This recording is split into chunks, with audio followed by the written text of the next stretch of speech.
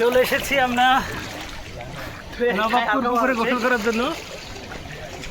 পুকুরটা অনেক বড়, পানিও অনেক বেশি।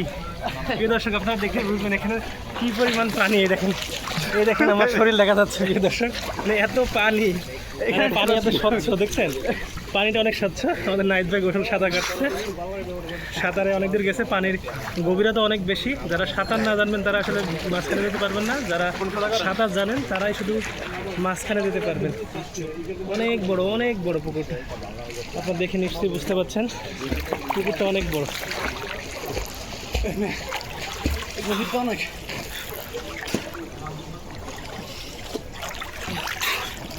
অনেক বড়, অনেক বড়। দেখেন অনেক। এটা গেট, 10 টাকা করে টিকিট নেই। আমরা 10 টাকা করে টিকিট কেটে বসছি। আপনারা মোবাইল জানেন 10 টাকা উসুল।